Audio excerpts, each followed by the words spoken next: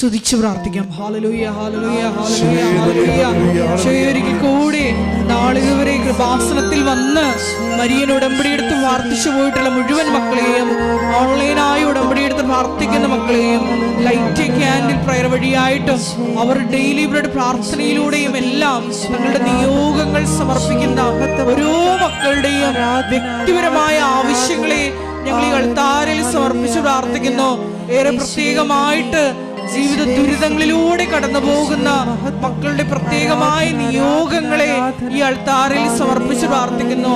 ഗുരുതരമായിട്ടുള്ള രോഗാവസ്ഥകളിലൂടെ കടന്നു പോകുന്ന മക്കളെ ഈ അൾത്താരയിൽ സമർപ്പിച്ച് പ്രാർത്ഥിക്കുന്നു.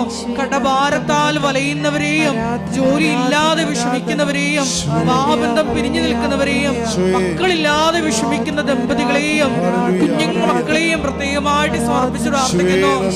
ഇതിന്റെ ശക്തി എല്ലാ മേഖലകളിലും ഈ ആരാധനയുടെ യോഗ്യതയാൽ പ്രകടമാക്കണമേ എന്ന് പ്രാർത്ഥിക്കുന്നു. കൃപാസനത്തിൽ നടന്ന പരിശുദ്ധ അമ്മയുടെ പ്രത്യക്ഷീകരണ സ്ഥിരീകരണത്തിനായി മക്കളുടെ നിയോഗങ്ങളെ ഏറ്റെടുക്കണമേ എന്ന് പ്രാർത്ഥിക്കുന്നു. Hallelujah hallelujah hallelujah. മഹത്വം മഹത്വം, ആരാധന ആരാധന. Hallelujah hallelujah hallelujah. നമുക്കെല്ലാവർക്കും എഴുന്നേറ്റ് നിന്നുകൊണ്ട് കരങ്ങളടിച്ചുകൊണ്ട് ദൈവസ്നേഹത്തോടെ സന്തോഷത്തോടെ ദൈവത്തെ മഹത്വപ്പെടുത്തി ഗായക സംഘത്തോട് ചേർന്നുകൊണ്ട് പാടി പ്രാർത്ഥിക്കും.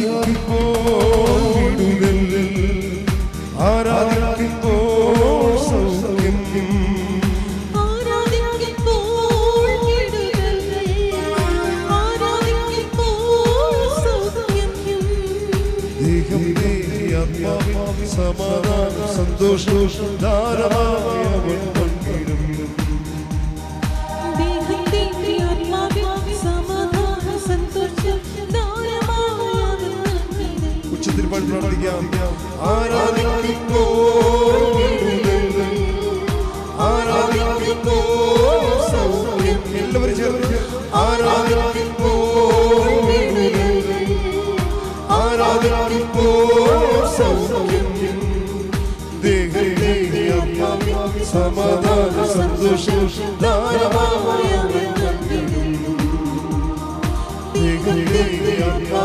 സമാധാന സന്തോഷം കരങ്ങൾ ഉയർത്തി നല്ലവൻ അവൻ നല്ലവൻ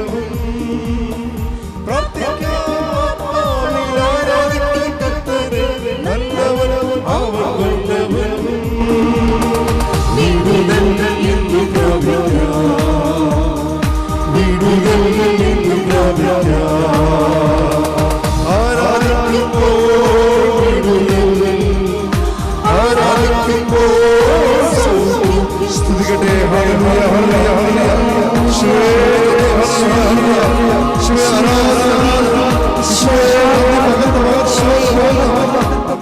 പരമ ദിവ്യകാരുണ്യത്തിന്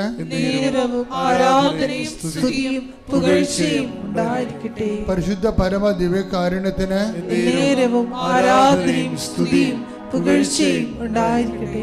എന്റെ പ്രിയപ്പെട്ടവരെ, രോഗസൗഖ്യ പ്രാർത്ഥനയിലേക്ക് പ്രവേശിക്കുകയാണ് നമ്മള്. അതുപോലെ തന്നെ ജീവിത ദുരിത സമാശ്വാസ പ്രാർത്ഥനയിലേക്ക്.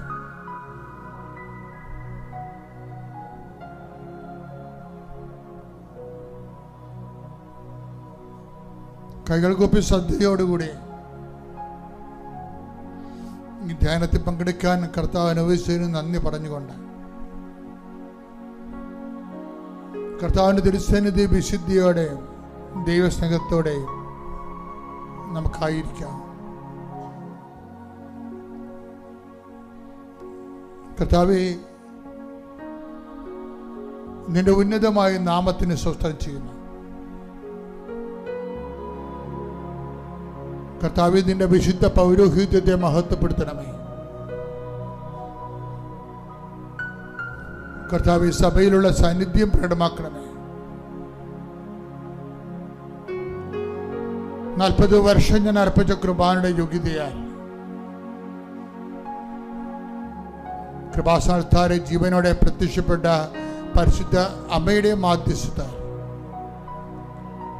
ദൈവമേ, നിന്റെ പുത്രന്റെ തിരിച്ചോരയിൽ നീ വീണ്ടെടുത്ത നിന്റെ അവകാശമോഹരിമാൻ ജനങ്ങൾക്ക് വേണ്ടി മോശയെ പോലെ അബ്രാഹത്തെ പോലെ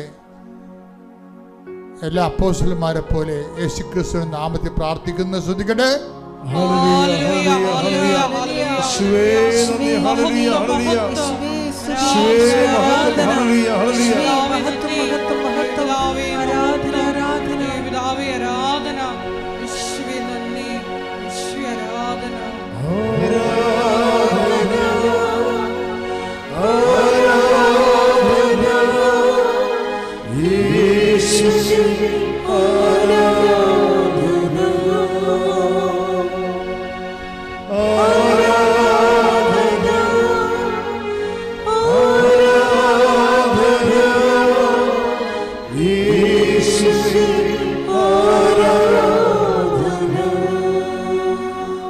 കർത്താവെ, എന്തിന് കാഴ്ച നൽകിയവനെ, കർത്താവെ ചെകിടിന് കേട് നൽകിയവനെ, കർത്താവെ ഊമന് സംഭാഷണത്തിന് നൽകിയവനെ, കർത്താവെ മഹോരോഗ്യപ്പെടുത്തിയവനെ, കർത്താവെ തളവാരോഗ്യപ്പെടുത്തിയവനെ, കർത്താവെ മരിച്ചവനെ ഉയർപ്പിച്ചവനെ, കർത്താവെ നിന്റെ തിരുമുൽ വാർന്ന വലത് കരം, ആണിപ്പെടുതാർന്ന അത്ഭുതകരം അങ്ങയുടെ മക്കളുടെ ശിരസിലേക്ക് വെക്കണമെന്ന് പ്രാർത്ഥിക്കുന്നു. കർത്താവെ, ഉച്ചമുതൽ ഉള്ളങ്കാല് വരെ കർത്താവിന്റെ രക്തം പടരട്ടെ. എല്ലാ കോശങ്ങളിലും പേശികളിലും കർത്താവിന്റെ രക്തം പടരട്ടെ. മാരകരോഗങ്ങള്, തീരാവ്യാധികള്, ജീവിത ദുരിതങ്ങള്, ക്യാൻസർ രോഗങ്ങള്, സിസ്റ്റ് രോഗങ്ങള്, PCOD രോഗങ്ങള്, പിസ്റ്റുല രോഗങ്ങള്, കർത്താവെ തൈറോയ്ഡ് രോഗങ്ങള്, കരളിന്റെ രോഗങ്ങള്, കിഡ്നി രോഗങ്ങള്, അസ്ഥി രോഗങ്ങൾ, അസ്ഥി ഉരുക്കത്തിന്റെ രോഗങ്ങള്, വാതരോഗങ്ങള്, യേശുവിന്റെ നാമത്തില് മാരക രോഗങ്ങൾ ഈശോ നാമത്തിൽ മാറിപ്പോകട്ടെ. ശ്രുതികട്ടെ. Hallelujah, hallelujah, hallelujah, hallelujah, hallelujah. യേശുവേ ആരാധന. എല്ലാ രോഗങ്ങളും സുഖപ്പെട്ടുകൊണ്ട് നിന്റെ നാമത്തെ Thank you, Mother Mary and Jesus, for all the blessings you have showered on my family through Mother Mary's apparition. I am Shirley Francis from Trishur Dias, Olur Parish. This is my husband, Mr. John. Come to know about Kribasanam in 2022 in December. So my family friend has told us to come to Kribasanam because there is apparitions of Mother Mary and Mother Mary wants to meet you both. That was the message he has conveyed to us. Now this is the third testimony. I am on this altar. Now let me start from my blessings which Mother Mary has showered on us. My husband is working abroad. On August 12th night, when he was working on his computers, he totally became blind in his right eye. So the next day morning, daily bread prayer of Father Joseph, Father had told that a man has lost his vision and is finding some difficulty. Let us pray. So after the daily bread, I was in Kerala and my husband is in Gulf. He called me and he said that yesterday night onwards, my right eye, I can't see, I'm totally blind. But I said, today's blessing prayer, we have heard that you are being healed by that prayer, so don't worry. But that day morning, he went to the hospitals, checked both his eyes. He was diabetic for past 30 years. So it is diagnosed as diabetic retinopathy with vitreous hemorrhage, bleeding in both the eyes. So he came down to Kerala for a medical emergency. And when we visited the doctor scolded us. He said, you are in the last stage of your diabetic retinopathy, the 5th stage. No medicines can cure you. There is nothing much to do. But I can't deprive someone who's sitting in front of me. And he just said, I'll just start off a laser, that's all. But I was damn sure that he will be healed through the blessings of Mother Mary. And I had my holy medal in my hand, hold it tight. And we left the hospital. And from that day on August 13th onwards till October 24th, he was down in Kerala for this bed rest, and the medicine was taking rest and not to lift anything. So I promised Mother Mary that I come for the rally on October 25th. So October 24th, we had a review, and when we met doctor, he said that your both eyes are stable and it is a miracle. Now nothing to worry, you can fly and come for a review in February.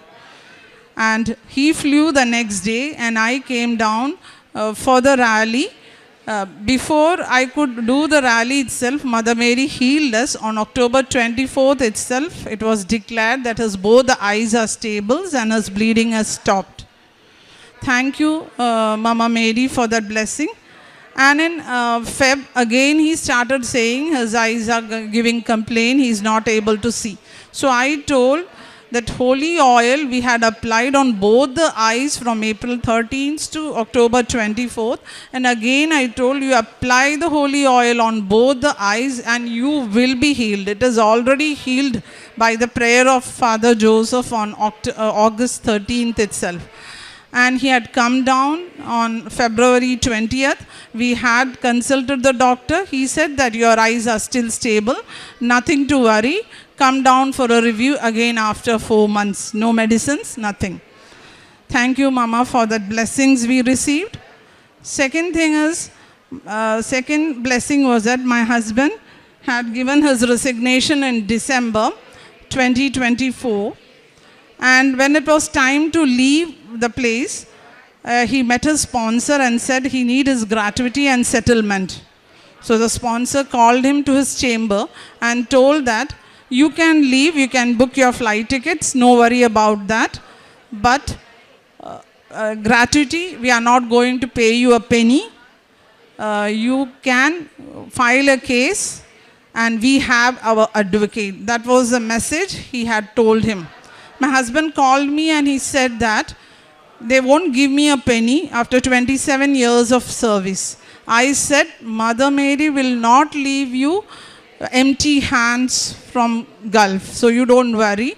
And I told him to sprinkle holy salt when you enter his cabin next time. After 1 week of continuous discussion, he was called again by his immediate sponsor, and he sprinkled the holy salt in his cabin and entered and sat. The time the sponsor asked, what is your demand? That was the way he asked, and my husband conveyed his demand and it was granted without a second, and he signed the check and credited it to his bank. Thank you, Mama Mary, for giving all his gratuity of 27 years of service. Now we come back to the third blessing which Mama had sent us. On December 23rd, my husband was diagnosed by UTI. We had a lot of checkup here and there until December 2024. It was not diagnosed what was the disease. In 2024 December, it was diagnosed as kidney TB, and we got a chance to come to Kribasanam and get the blessing of Father Joseph. He applied the anointed oil on his hips and his kidneys, and over the period of time, he was relieved from kidney TB and UTI. Thank you, Mama, for the blessings.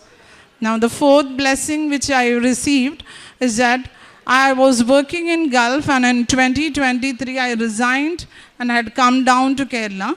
So over 1 year of prayer, and in every covenant when I renew, I used to write to construct a new house. Though I have a small old house, I wanted to have a new house. So I put it, and after a thorough prayer of 1 year, we started off the construction. And when we started off the construction, we had it in the petitions. I had put that in April 1st, before April 1st, 2025, we should have its house blessing. So on March 30th, my house was blessed in 2025.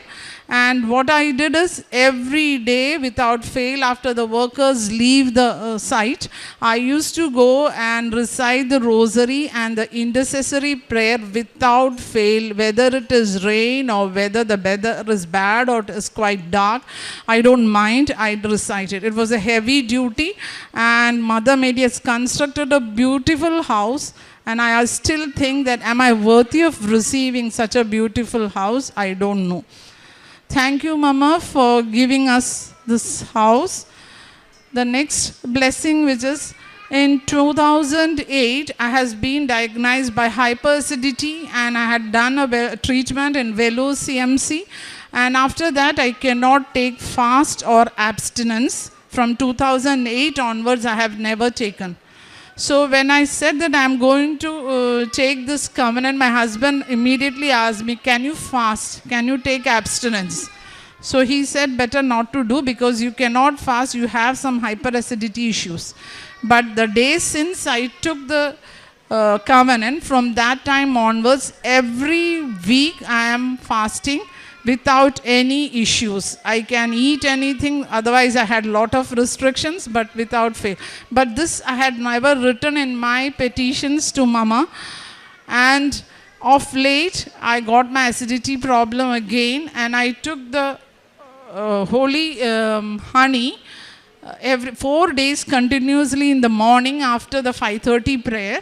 And it reminded me, Mama reminded me that I have been healed from 2023. Once I took the covenant, I didn't notice. Sorry, Mom, for not realizing that I was being cured, and I didn't notice that. And it was a reminder, otherwise I would have not got that again, that 4 days of acidity issues. Thank you, Mama, for the blessing I received. Now, last but not the least, I had taken an online covenant before in 2023, before I started the offline covenant in 2023, May 25.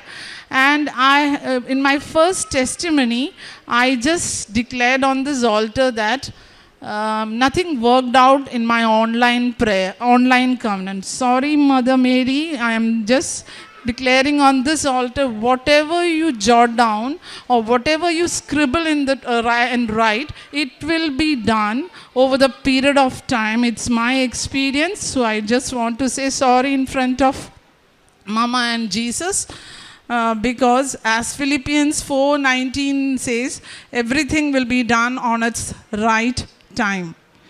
Now, coming towards my act of charity, I come every month to Kripasanam and get 2 bundles of the magazine. Initially, I was giving it in the church premises. Later on, I started moving out, giving to the auto stands, to the auto drivers, even in moving bus. When each person get into the bus, I'll sit and make them comfortable. Once they sit, I go to them and just speak about Mama and my experience. And I used to give the magazine. And even last in railway stations also, I got a chance to give Kripasanam magazine. Then of charity, every Sundays I give, I cook food and give it to the orphanage. And in Pope Paul Mercy Home, I weekly visit and just help the destitutes to have food, to change their clothes, to clean their utensils and clean the rooms and all. And in an NGO, I'm working as a volunteer in an NGO. And in September 1st onwards, I started reciting the 1,000 beads of rosary from September 1st, 2025 onwards. And every fortnight I go for my confession. Daily I go for mass. Weather is not a problem for me. I walk down and go. And every acts of charity I have never missed out.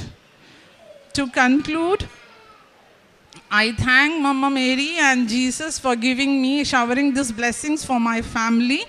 And one more important thing I would like to tell you is that the trio combination of holy oil, holy salt, and holy honey will do miracles in every family who has taken a covenant. You can use it this way or that way, and you will be healed, or your problem will be sorted out. That is my experience I'm talking about. And though it's a heavy duty, walking with Jesus and Mama Mary is a wonderful experience. Thanking Mama for all the blessings and many more to come.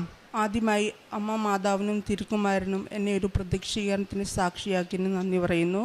എൻ്റെ പേര് റാണി ജോയി. ഞാൻ കോട്ടയം ജില്ലയിലെ ഇരുവിമംഗലം എന്ന സ്ഥലത്തു നിന്ന് വരുന്നു. ഞാൻ ആദ്യമായി ഉടമ്പടി എടുത്തത് 2024 ജൂൺ 13 ഞാൻ സൗദി അറേബ്യയിൽ 7 വർഷമായി ജോലി ചെയ്യുകയായിരുന്നു. അപ്പോൾ എനിക്ക് OET കിട്ടിയത് കൊണ്ട് ഞാൻ ജോലി നിർത്തി പോന്നു. അപ്പോൾ ഞാൻ UK, അയർലൻഡ് എന്നീ രാജ്യങ്ങൾ നോക്കിയായിരുന്നു. പക്ഷേ ആ സമയത്ത് എല്ലാം നേഴ്സുമാർക്ക് വേക്കൻസിയിലെല്ലാം ഫ്രീസ് ചെയ്തിരിക്കുകയായിരുന്നു. അപ്പോൾ അയർലൻഡ് ഞാൻ ആദ്യം എൻ്റെ ചേച്ചിമാരൊക്കെ അവിടെയുണ്ട്. എനിക്ക് അയർലൻഡായിരുന്നു ഞാൻ പ്രിഫർ ചെയ്ത്. അപ്പോൾ അവിടെ DL കിട്ടാൻ ഒത്തിരി ഫോർമാലിറ്റീസ് ഉണ്ട്. അങ്ങനെ അതുകൊണ്ട് ഞാൻ അത് വേണ്ടെന്ന് വെച്ചു. എനിക്ക് UKയുടെ ഒരു ഇൻ്റർവ്യൂ കിട്ടി. അത് അബുദാബിയിലായിരുന്നു. അപ്പോൾ അതിന് മുമ്പ് ഞാൻ ഇവിടെ വന്ന് ഉടമ്പടി എടുത്തു. ഞാൻ അബുദാബിയിൽ പോയി ഇൻ്റർവ്യൂ അറ്റൻഡ് ചെയ്തു. എനിക്ക് പാസ്സാകുവാൻ സാധിച്ചു.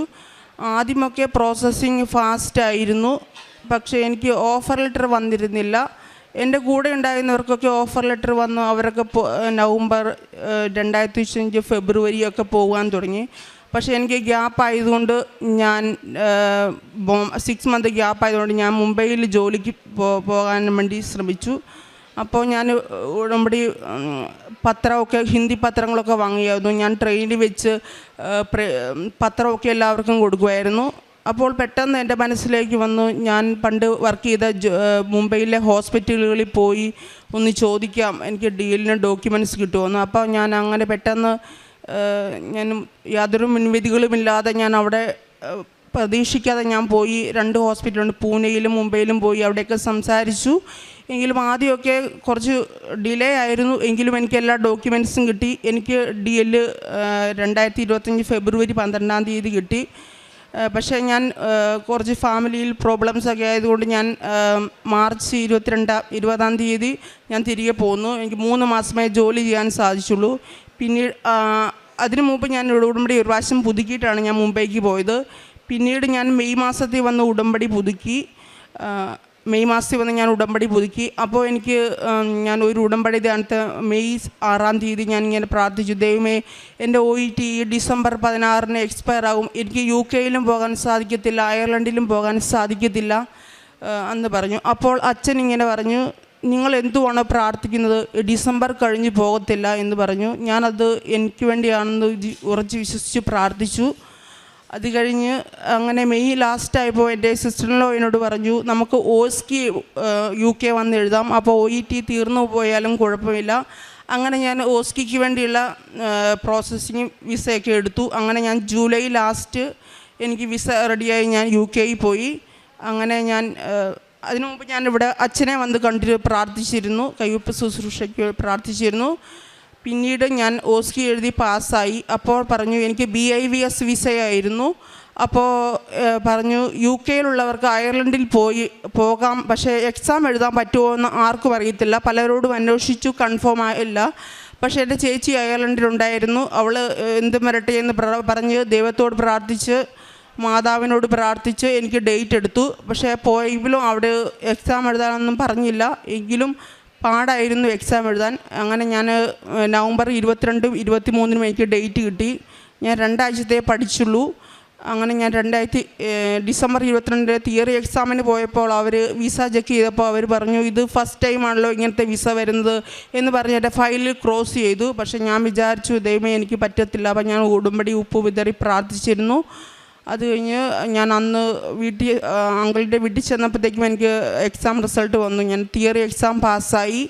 പിന്നെ 23-ാം തീയതി എനിക്ക് പ്രാക്ടിക്കൽ 1-2 സ്റ്റേഷൻസ് പാടായിരുന്നു. എങ്കിലും എനിക്ക് 24-ാം തീയതി തന്നെ റിസൾട്ട് വന്നു. ആദ്യത്തെ ചാൻസിൽ എനിക്ക് പാസ്സാകാൻ സാധിച്ചു.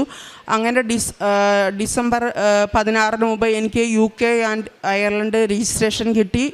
പിന്നീട് എനിക്ക് അയർലൻഡിൽ തന്നെ അതായിരുന്നു ഞാൻ ആദ്യം പണ്ട് വെച്ച നിയോഗം. എനിക്ക് അയർലൻഡിലായിരുന്നു ഇഷ്ടം. അപ്പോൾ ഞാൻ അവിടെ നേഴ്സിംഗ് ഹോമിൽ ഇൻ്റർവ്യൂ വന്നു. എനിക്ക് വിസ കിട്ടി. ഞാൻ ഈ മാർച്ച് 10-ാം തീയതി പോവുകയാണ്. അതിപ്പോൾ എനിക്ക് പ്രത്യേകതയായിട്ട് തോന്നിയത് എൻ്റെ നേഴ്സിംഗ് ഹോമിൻ്റെ പേര് മരിയൻ ഹൗസ് എന്നാണ്. എനിക്കറിയില്ലായിരുന്നു. മരിയൻ ഹൗസ് എന്നാണ്. എൻ്റെ എംപ്ലോയറുടെ പേര് ഹോളി ഫെയ്ത്ത് കോൺവെൻറ്റ്. ഇത്രയേറെ അനുഗ്രഹങ്ങൾ തന്ന അമ്മ മാതാവിനും തിരുക്കുമാരനും നന്ദി പറയുന്നു. അപ്പോൾ എനിക്ക് പ്രോസസ്സിങ്ങിൻ്റെ ഇടയ്ക്കൊക്കെ ഡിലേ ഒക്കെ വരുമ്പോഴും ഞാനിങ്ങനെ വചനം എഴുതി പ്രാർത്ഥിക്കുമായിരുന്നു. ദൈവത്തിനൊന്നും അസാധ്യമല്ല. ലൂക്കാ 1:37. അതുപോലെ എനിക്ക് എന്തെങ്കിലും ബുദ്ധിമുട്ടുണ്ടായാൽ ഞാൻ ഡെയിലി ബ്രെഡിൽ എനിക്ക് ആ നിയോഗം ഞാൻ ടൈപ്പ് ചെയ്യുമായിരുന്നു. അപ്പോൾ എനിക്കതെല്ലാം സാധിച്ചിരുന്നു. പിന്നെ ഞാൻ പത്രപ്രവർത്തനം ചെയ്യുമായിരുന്നു. രോഗികളെ സന്ദർശിക്കും. അവർക്ക് എന്നെക്കൊണ്ടാവുന്ന സഹായങ്ങൾ പൈസ സഹായിച്ചു ചെയ്യാൻ ഇത്രയേറെ അനുഗ്രഹങ്ങൾ തന്ന അമ്മ മാതാവിന് നന്ദി പറയുന്നു.